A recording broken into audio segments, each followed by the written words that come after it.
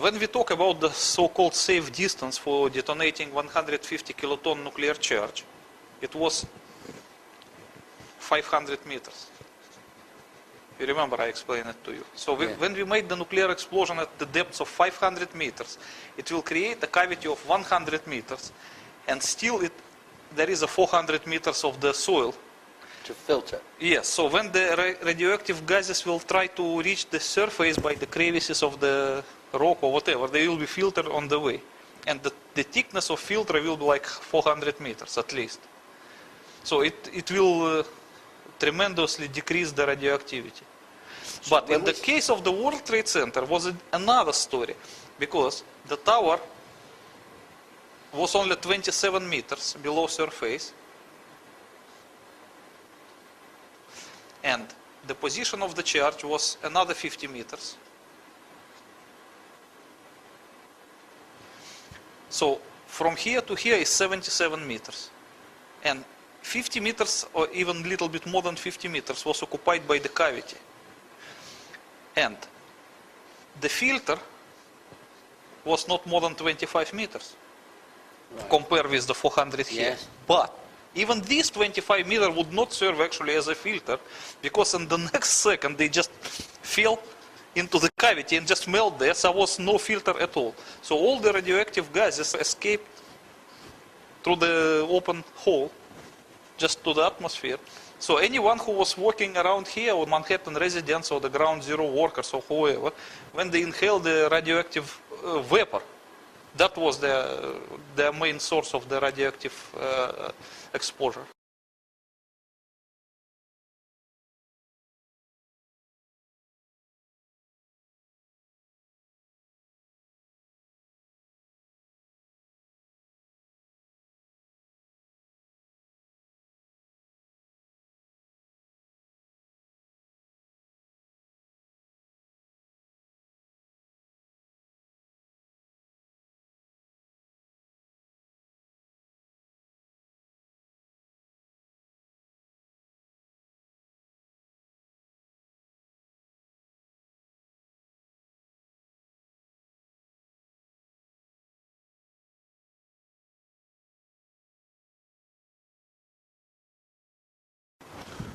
Okay.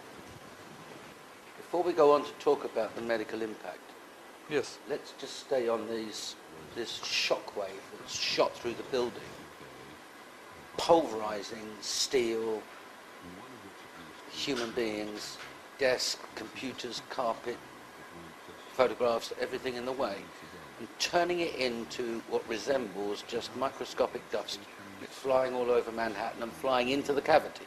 Yes, but very little percentage went to the cavity. Probably maybe 85 was just scattered around Manhattan. Right. And the minor part went And the down. composition of that dust is either concrete or steel, or it's just terribly fine. No, it was not like a plasma. Of course, you can distinguish the structure of actual material. And the various commissions, especially independent ones, who studied the samples of dust, Yes. found that the dust was represented mostly by the steel, fine grounded steel, because the major part of the tower was a steel. The concrete was a very little compared to the steel. 200,000 tons of steel. Yes. And you know that concrete, compare the volume of concrete used in the tower's construction was negligible compared to the volume of steel, because concrete was used only in the thin slabs of the floors, and nothing else than that. Okay, So that's why the most part of the dust was represented by steel dust, while some minor part was also a furniture dust, carpet dust, concrete dust, and of course a human being dust, because human beings were reduced to the same state. You have 210-story office buildings. You don't find a desk. You don't find a chair. You don't find a telephone, a computer. The biggest piece of a telephone I found was half of the keypad, and it was about this big. The building collapsed to dust. Okay, just before we move on, the cavity at this point is still an enormous temperature. Yes. And Thousands of degrees of Celsius. thousands of It degrees. should be 8,000 and more than that. And that would take a long time to cool down. Yes, to completely cool down with the 150 kiloton, it will take at least 1 year.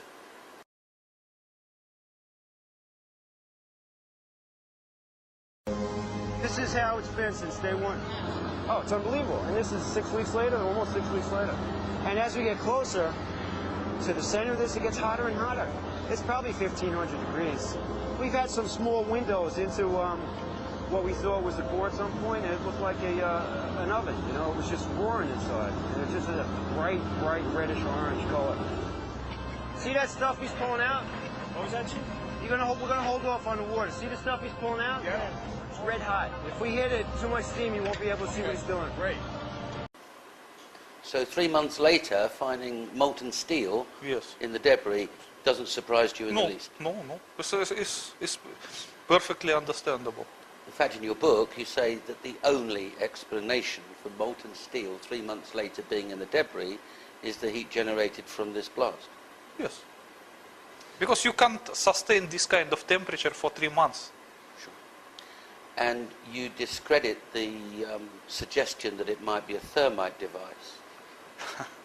Of course, because that so-called thermite theory is just one of the conspiracy theory born out of desperation. Because people, they cannot find the logical explanation why that steel tower collapsed. Of course, they cannot believe that it was made by kerosene, and they cannot believe that it was made by ordinary explosive because of the high temperatures. That's why they arrived to the conclusion that it was thermite. But the thermite cannot sustain that temperature for 3 months. You can see that as in the event of electric welding, that is the thermite. So how long it can be hot? 15 minutes? Not more than that. Okay. And also the thermite cannot reduce steel to dust. It can melt it. Okay. Now we've got a report, I've got it here, the 9/11 Commission report. And there must be on the Commission staff experts. And there must be, America has its own experts, but there must be experts that have looked at the same evidence that you've looked at with similar experience to you and said to themselves, that can only be one thing. It can only be a nuclear device. Yes. Because Russia's not on its own in understanding crash zones and damage zones. Americans understand them too. Of course. So they know exactly what's going on in Manhattan, and they know exactly what brought down the towers. Yes. But why aren't those people saying, just a minute, you know, this commission report's rubbish. It wasn't planes that brought the towers down, it was a thermonuclear device. Okay, when we talk about public disbelief in September 11 Commission ravings, that is understandable because more than 75% of public, maybe even perhaps more than 75% of public do not want to believe the September 11 Commission. Oh, but to reconcile oneself with the idea that it was a nuclear device is not so easy, because it's just a psychological problem. Not many people, they can believe that the American government is capable of demolishing the buildings in the middle of the city by the nuclear explosion. And it's just difficult to believe. It's just a psychological problem. Well, I would understand that. But what about that secret? I mean, are these very learned and very eminent men, Lee H. Hamilton, Thomas H. Keane, Richard Benisti, Bob Kerry, Fred Fielding, these are senior partners in law firms, these are presidents of universities, these are patricians of note who have signed a report saying this is what's happened. Are you suggesting they're all misled? No, they are not.